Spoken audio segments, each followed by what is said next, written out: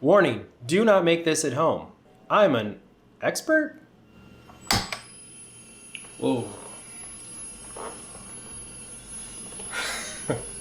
I had an idea come up in my head for a video and I really needed a not a flamethrower. So naturally I hit up Reddit, I hit up Twitter, I hit up Facebook groups, and nobody had one. At least nobody that was willing to let some strange random guy borrow one. So I did what anyone would do. I hit up eBay and I started checking out the listings for auctions, and I noticed that these things are crazy priced. So I decided to do the research and attempt to build one on my own from scratch. And this is not a flamethrower. This is a replica that I built from scratch myself. Now, the first thing you're going to need to do is take the airsoft gun and completely strip it down to its bare bones. I mean, take out every bolt, every nut, every screw that's in this thing completely out. Take all of the components out, including the trigger mechanism, the loading mechanisms, everything. This thing needs to be completely disassembled. The next thing you're gonna do is you're gonna take your Harbor Freight torch and you're gonna strip off the handle from it. You're going to take off the excess shrouding, the excess insulation that's on it. And this part's critical. You've got to actually bend the tube so it's straight. That's the only way it's going to fit inside the airsoft gun. Now to do this, what I did is I used a vise out in my garage and I just gently bent it. You may need to heat it, but either way, it's actually fairly easy to bend it and get it straight. Just take your time and do it slow. The last thing you want to do is crack this and break it. Now, once you've got that done, it's time to do a little bit of cuttings. I used a Dremel tool because that makes this job 1,000 times easier. Without a Dremel, you're gonna have a real struggle doing this. So you're gonna need to take the top part where the barrel goes in, you're gonna slide the barrel in, but then you're gonna have to cut a couple notches into the piece that it connects to.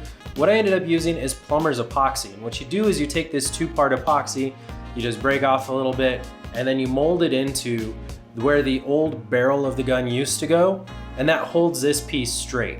Now you want to get it aligned so that the trigger will go down into the original trigger mechanism.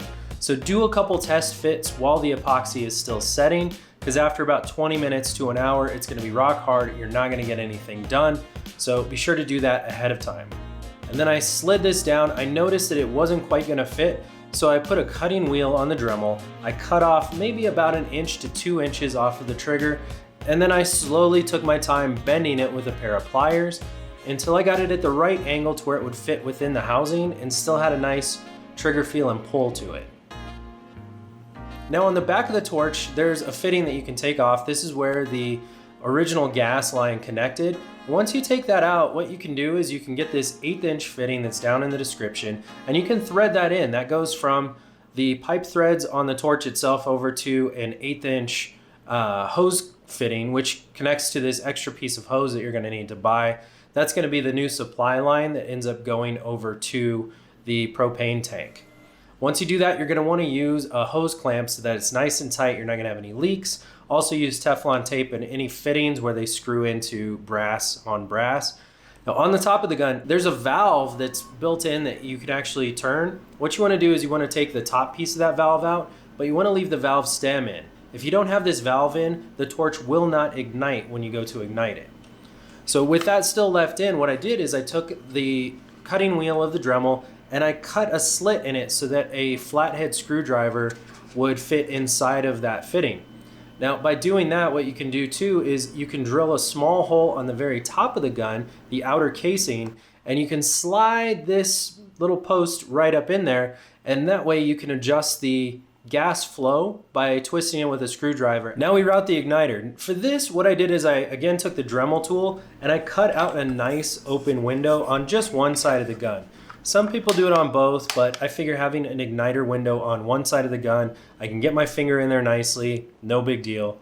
And once you do that, you can clamp the igniter using the original torch clamp that you drilled 2 holes through the plastic shrouding for. It'll clamp on there nice and tight and you won't have any issues there.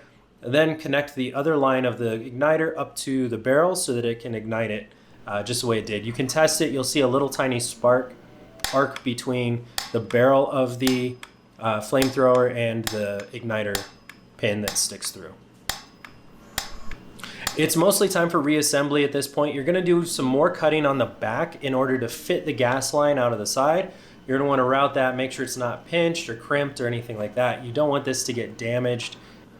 There are two more things to note. Now, the back stock that slides onto the back of the gun, that normally threaded into the barrel mechanism that was there before, that no longer exists, so that's not gonna work. What I ended up doing instead, you can use a 10 millimeter machine nut and you can screw that on, or you can use some epoxy. In my case, I used that same plumber's epoxy, just really wedged it in there and got it in, and that took care of all the issues. The other part of this that you're gonna have some problems with is the trigger mechanism actually no longer works because, again, the screw's threaded into a body that's no longer there. So what you're gonna have to do again is kind of wedge the space filled with epoxy. That's what I ended up doing. It seems to hold up fine. You could also stick a block of wood in there and then screw the screws into the wood, but either way, that should work fine. At this point, you should have it pretty much all reassembled. The last two things you're gonna do is you're gonna take the water bottle holder for the bike and you're gonna attach that to the very top of the outside of the flamethrower. And in my case, I have a Prusa Mark III 3D printer. So I went ahead and I 3D printed actual Boring Company logos so that it's a nice raised logo. It looks like it's finished just the same as the gun and it looks like an original part. And then I just used some glue and glued that onto both sides. That should be it. Now it is time to light it and have a little bit of fun.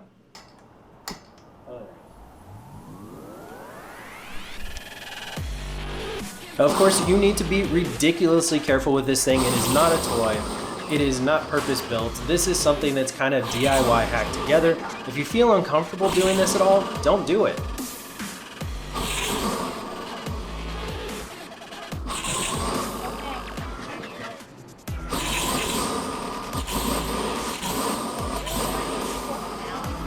There you have it. Let me know what you think down in the comments below and tell me about all the fun you have at your next campfire.